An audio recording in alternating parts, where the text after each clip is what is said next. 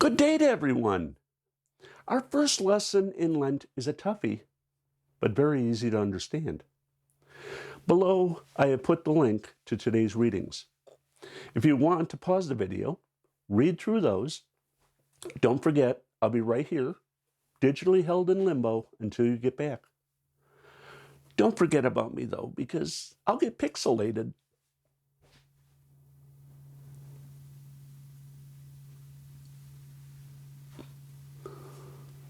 As we look through the gospel readings, we know all that happened to Jesus, as he was able to let his disciples know what was going to happen to him. For this, it's foregone conclusion for us. We know all about Jesus and how things ended.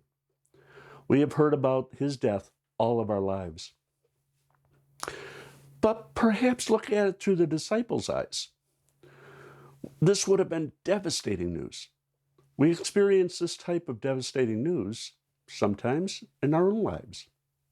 Perhaps we've received news of a death of a close friend that we've been meaning to see but just hasn't taken the time yet.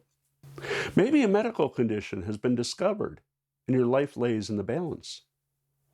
This is the type of shock and fear that the disciples would have gone through, hearing this news from Jesus. He is their leader, their teacher, and at one point, they would recognize Jesus as their God, which would shake them even more, recognizing what they did and did not do. But perhaps the most poignant teaching comes from our first reading in the book of Deuteronomy. We as human beings have a choice, and we're taught many lessons from God.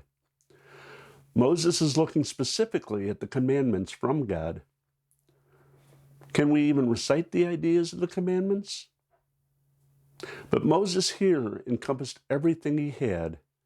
He taught the Jewish people basically everything in the first 5 books called the Torah or the law. But back to this choice. We can follow these laws and decrees or we don't follow them. The result of this choice, though, reverberates throughout the ages. You can listen to these and live and grow and be numerous. Or if you want to take the other approach and be led astray, it's going to be the opposite. Moses says clearly, before the people are placed life and death, a blessing and a curse. Today, we're given that same choice. Jesus mentions that we can choose to follow him and deny the self, work toward the greater good, or we can deny him by acting in our own interest and forget about others. Life or death, blessing or a curse.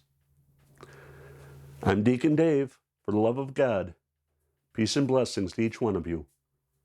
Bye-bye.